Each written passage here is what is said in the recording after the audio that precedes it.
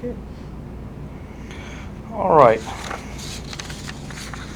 Got on here. I didn't check the second page. Just wanted to do that. All right. Thank you for joining us. We got everybody up and running. So we're a few minutes late. Had a little technical trying to get everybody up and running. But anyways, welcome to our first press conference in 2 weeks and first one in the month of June. So we're happy to be here. Had a lot of things that happened last week. Have a lot of things that are going on this week. So we'll get right to them. So hopefully we have a chance to get to your questions. Things that happened last week, and I mean, just shows you the number of stuff that we had going on. Is incredibly great weekend. Having the tall ship, the bark, the U.S. Eagle, here from the Coast Guard was a great day for Pensacola. We've had so many tall ships from so many countries across the world. That was amazing that we hadn't even had one of our own tall ships here. The Coast Guard ship Eagle had never been to Pensacola.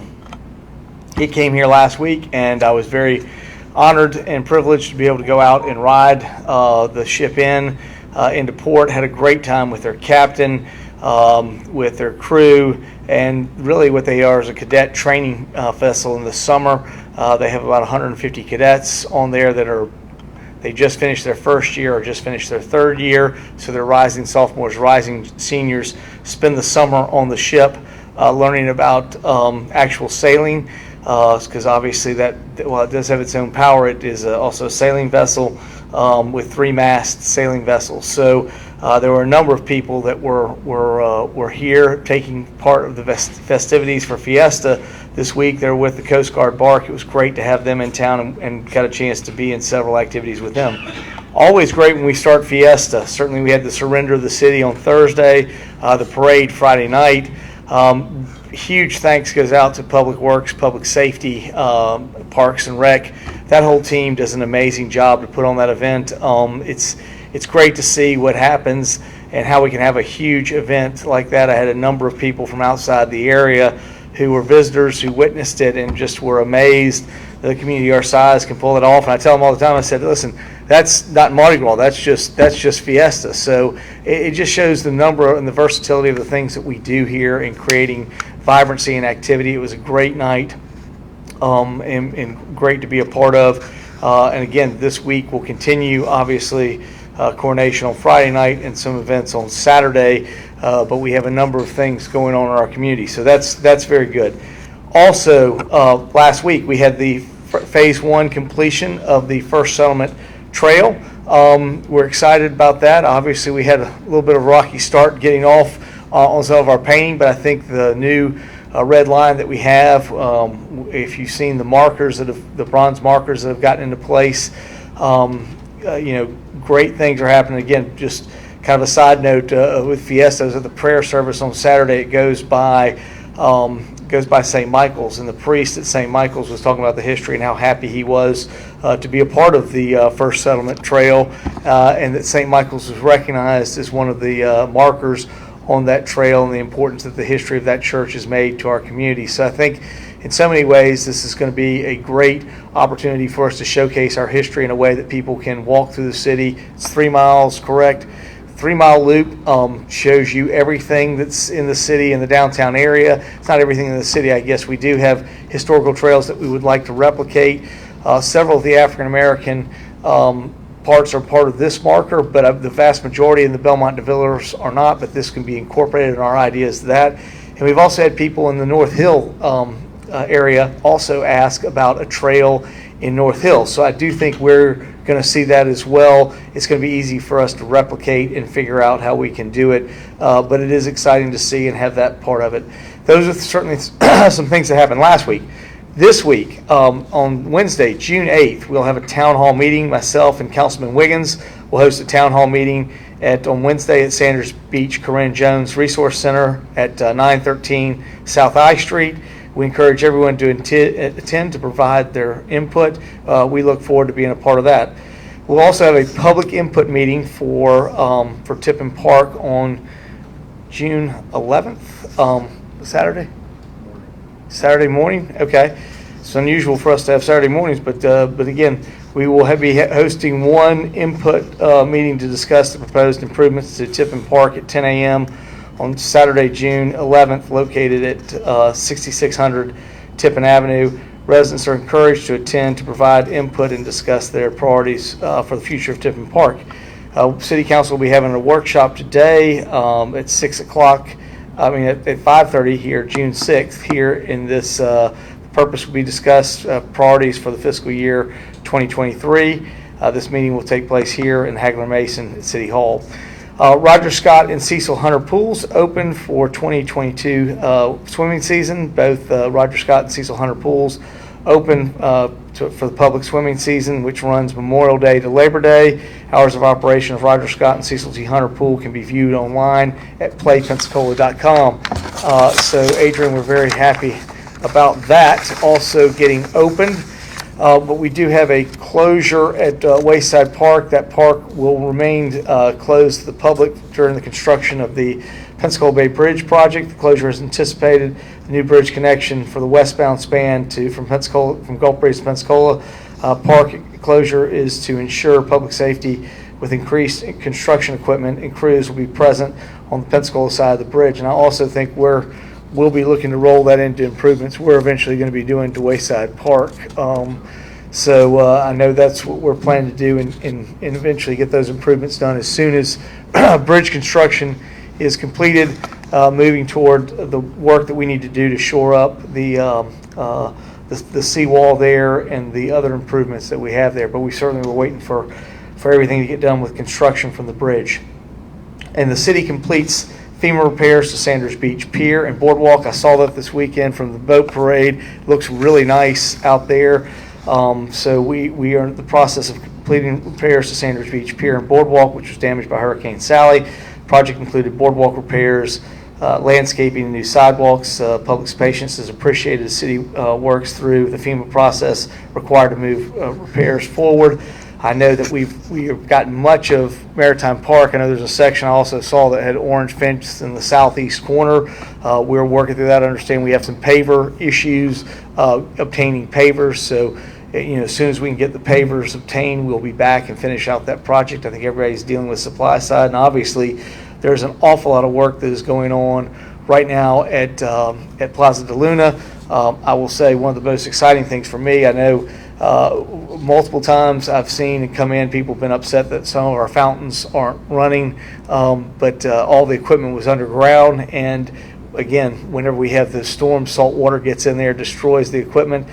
So we're building a new pump house. The building you see going up is going to be related for us to have our equipment in there, so we'll be above where the water comes to, and it shouldn't flood, and be able to keep those things continuing to keep going. So excited to see what we can do with those things. Again, the rest of the improvements that are happening there at Plaza de Luna, I know they're feverishly they're working. I appreciate the construction crews.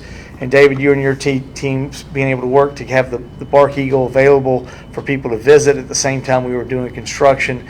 I happened to see in that parking lot to the sidewalk, we've already gotten a number of repairs done on that boardwalk and sidewalk in there, and we're going to continue to finish up repairs to that area. Certainly, we appreciate your patience, and we're sorry that it's taken this long for us to get there, but obviously working through FEMA has been part of it, and we pretty much have nearly all of our FEMA money. Again, I think Bayview looks awesome. I think Sanders Beach looks awesome now that they've been repaired. I think Maritime Park is headed in that direction, should be hopefully done soon, and then we can get finished with Plaza de Luna. And then obviously the Wayside Park as we wrap up construction on the bridge, and then can move into our construction and finishing that up. So these are certainly some of the things going on. I think one of the most significant things that has happened and we continue to work with, we were very unfortunate, I guess, in some ways, but want to follow up today is the 78th anniversary of D-Day.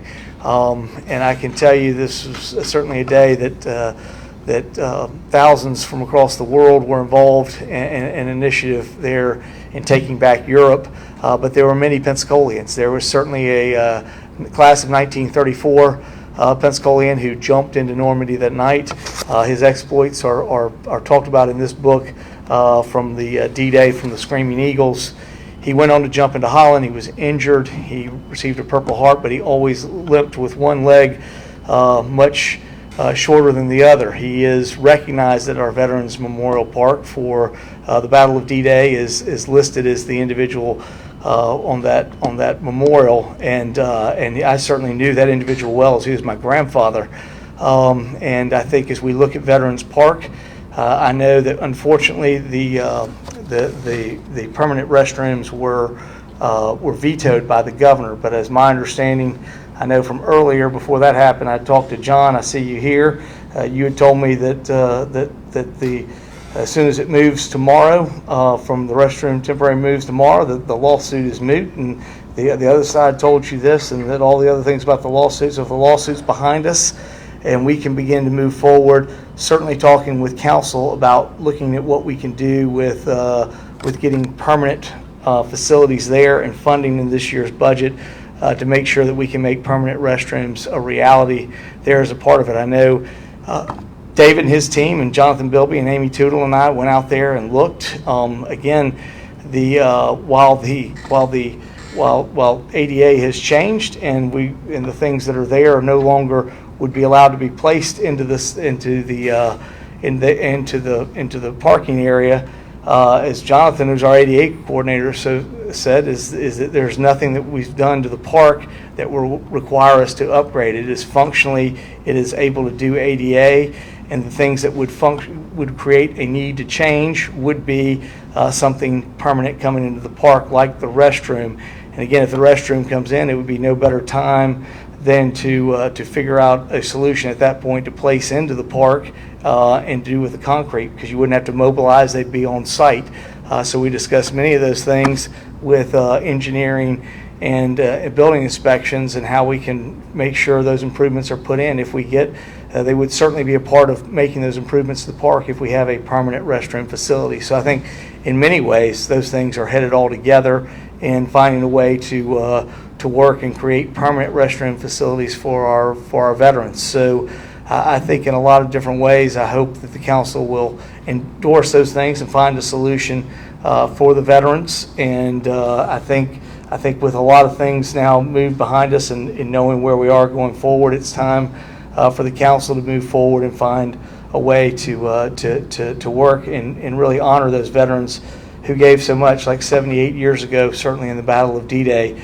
That's certainly important in what led to the overall freedom of Europe and the end of the Nazi nightmare in Europe and across the world. So hopefully we can find a way to honor those veterans and figure out a way to get those public restrooms in there. So I hope no better day than to do it today on the anniversary of D-Day, when they meet for their meeting on the budget today. So that's some of the stuff that's happening in the city today. I'm happy to answer your questions.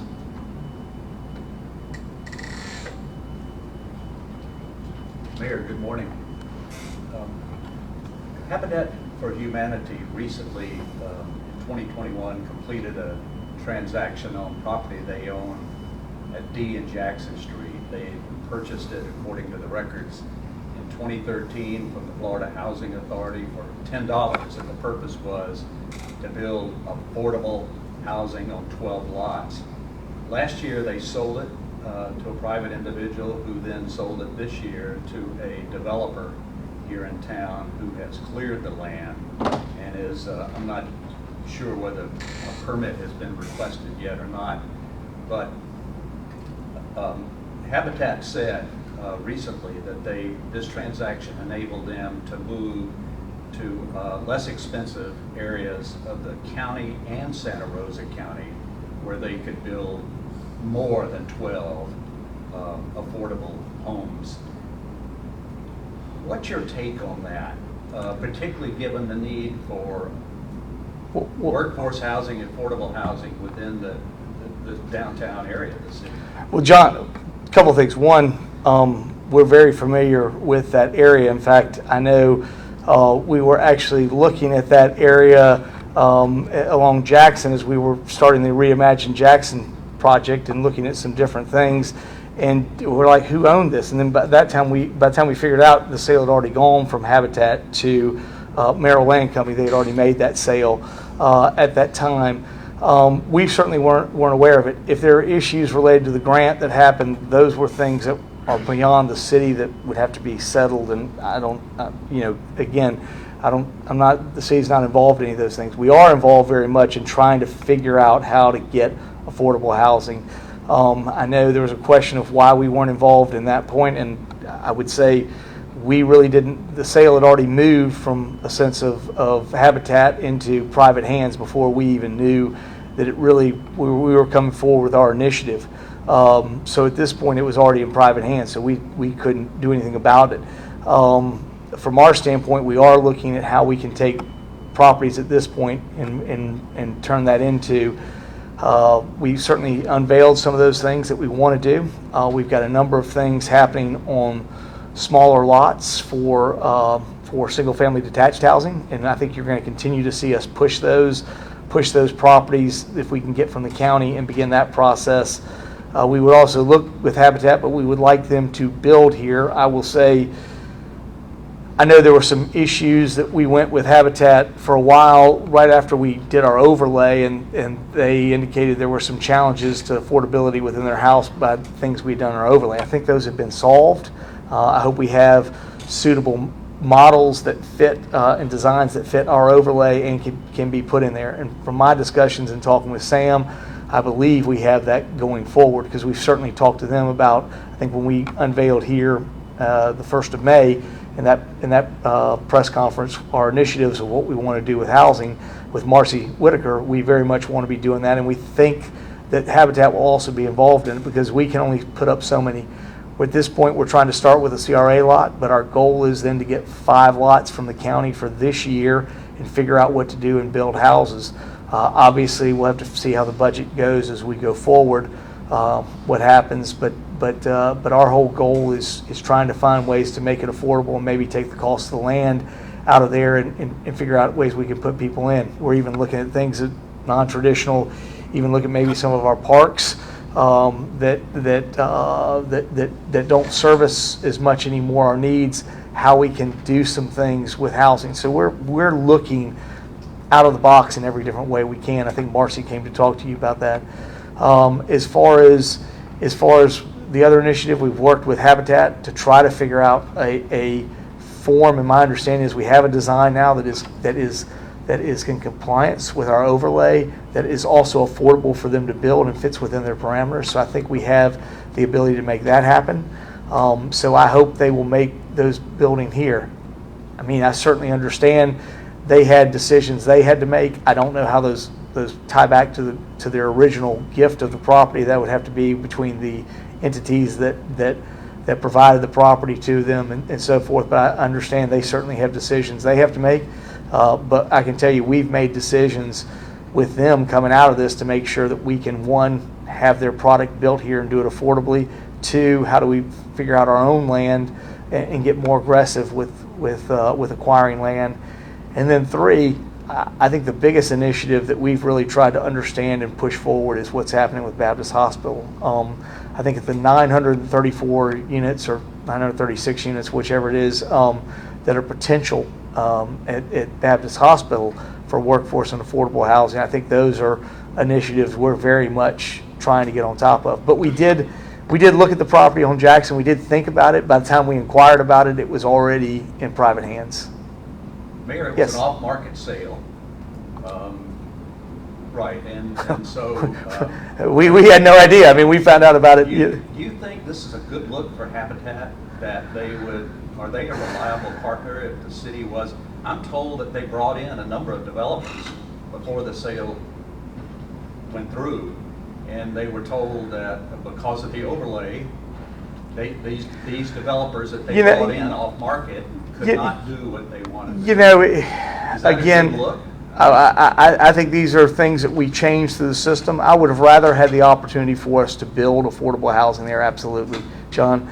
I think for overall what the city has tried to do is correct our problem with Habitat and get back in line where we can have them build product in the downtown area. I think you saw that with the changes we made to the overlay, and also working with them to allow them to come up and pre-qualified designs with them that would fit within in that standpoint. So I think we're working very hard on that point. Two, I think we're working also aggressively to figure out how we can get land. We have Marcy ready to go on a program we had. I wish we would have had it earlier and we would have participated in it. We didn't have it at the time. We have it now. So I think many of the things the city has done, we are actually proactively there. I wish we would have had it at the time we had it. We didn't know that was going on. We inquired about the D Street property, but by the time we inquired about the D Street property, it was no longer in Habitat's hands. What are the, without getting too far into grass, what are the CRA overlay changes that have been instituted? There's it's not on the website. There's an amendment website process. Still says, in fact, the CRA district overlay, they're under their goals and mission. There's no mention of affordable or workforce housing. Now, I would agree with you. CRA goal, apparently. I would agree with you. I think that's a mistake that we made. We did create an amendment process that allows you to create an amendment process that would allow you to come in to amend it, if you had something for a variety of different reasons. That was the biggest problem that we had, and we knew that the night we did it was we didn't have an amendment process. We now have an amendment process within the CRA overlay. We are also worked with Habitat on trying to find a way to get their designs to be able to qualify now. So we've been trying to figure out how to do that. The amendment process came right here in the CRA. We worked with, I think it was back around the end of last year, first part of this year, we were pushing for an initiative to amend the CRA process, and we did get that amended. So it used to be that there was no recourse for you if you did not fit the overlay. And we saw a number of things, both residential and commercial development, that was stopped by that. Things have picked back up, and we're hopefully trying to work with that, and we have an amendment process for people to work through on that. I wish I had known, John, I wish they'd come to us and told us about that related to D Street before it happened, Jackson Street before it happened, but it was just one of those things where they were pursuing what they were doing in their interest, and we were pursuing things, and by the time we got together, it was already too late. It had already sold.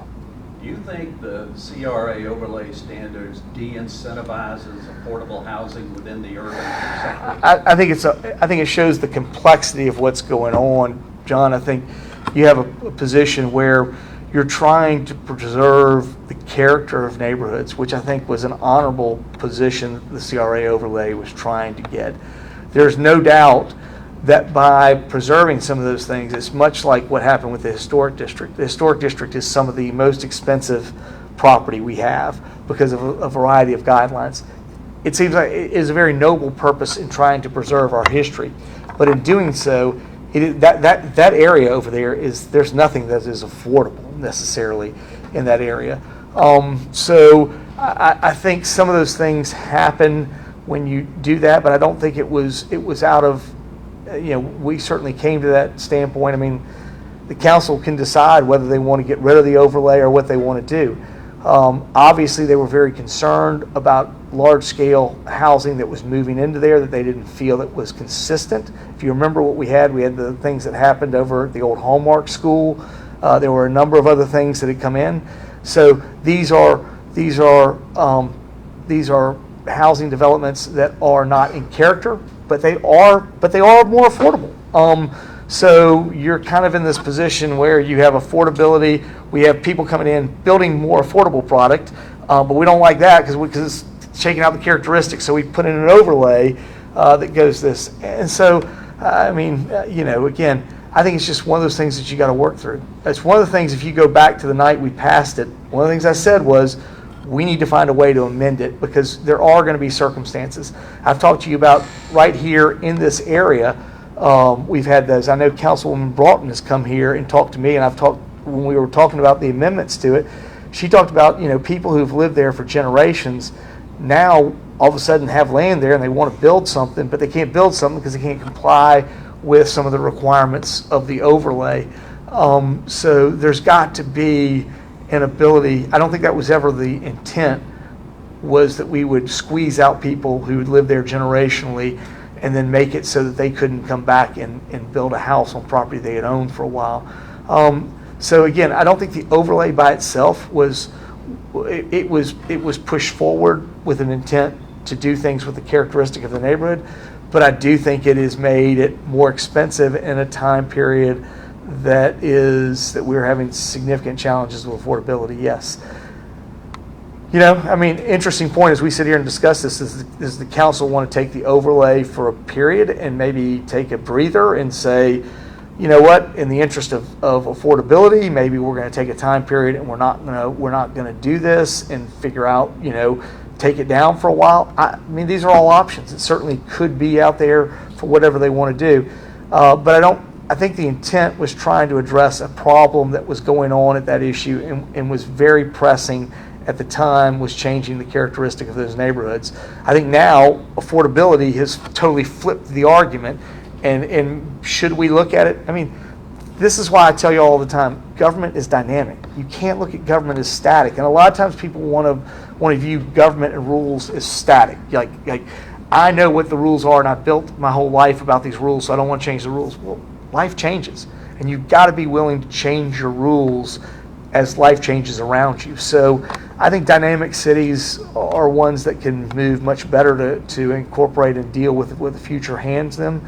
So are you saying sometimes we need to be dynamic? Yeah, I think we need to be very focused on that. We try to do it in two ways. One, create the amendment process. Two, work with design, with habitat. And three, look at other projects like Baptist Hospital that could bring more affordable housing in there. Should we maybe have just done away with the overlay for a period of time? Possibly. That's a question that needs to be posed to council maybe, and see what they think on it, because it was definitely there for an intent, but it has had an impact on affordability. Yes, Chairman. You mentioned that the city was looking at parks for affordable housing. Can you elaborate on that a little bit? At this point, we have been asked to look at if there possibilities to utilize some land for affordable housing.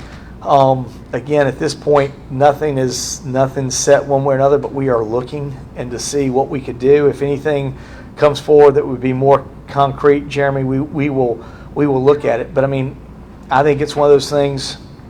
I think it is something we've got to look at. Again, I think. Who asked the city to do that? Uh-huh. Who was asked the city to do that? We've had people inside there. We've been talking to council members that have said, "Hey, there are opportunities where affordable housing becomes the most critical part that's in my district."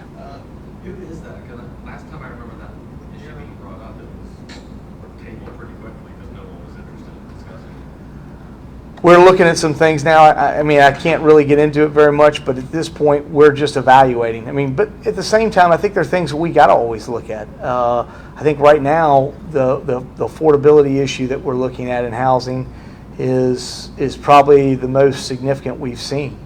It's a big driving factor. I think we would look at that at the very last resort. I would rather try to look at some of the initiatives that we're doing right now with the process that Marcy came and talked to you about. I would rather look at what we're doing at Baptist Hospital. But I can tell you that if it came to the point where we weren't being successful at other places, we would look at all opportunities. So we've been asked. Again, I'm not saying we're doing anything at this point, but we're looking and see what we can do. It's another tool we have in the toolbox, and if we get to that point that we need to bring it out, we'll bring it to council and say this is a possibility. But I think you got to be willing to look at everything, and if you got to give people options. And again, if the council chooses not to take an option, that's fine. It just changes what we do, and we have to go with other options. So again, these are things council could take the option to take away the overlay. I mean, that's certainly an option that's there to deal with affordability.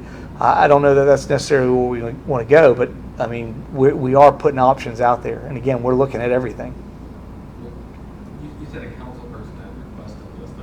Which council person, just, for the sake of knowing which? I don't, Jeremy, I don't want to get into it necessarily. I mean, they obviously see this. They get this every week. If they want to reach out to you, they're more than welcome to reach out to you. I mean, they have that ability to do that.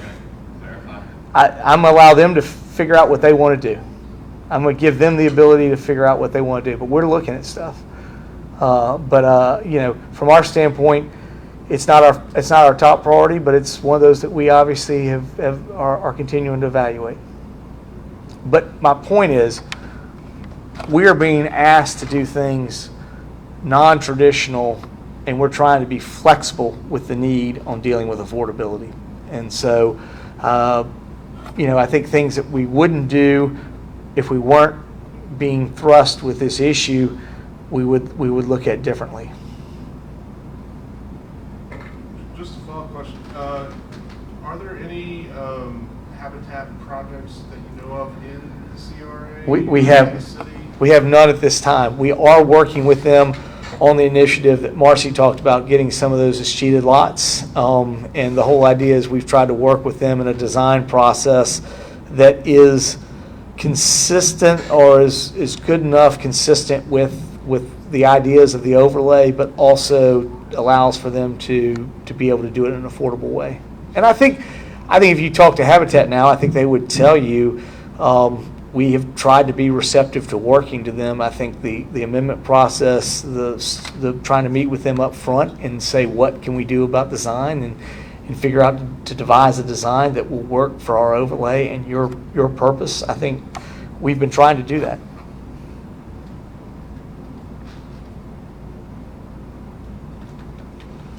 Well, I certainly thank you very much for the opportunity to come and talk to you today. Like I said, we're looking at every possible thing we can, but at the end of the day, we're very focused on trying to create affordability and whatever we can do to make that happen. So I appreciate it, and anything else we can do on that, we'll look forward to catching up with you. But thank you, and we'll see you next week.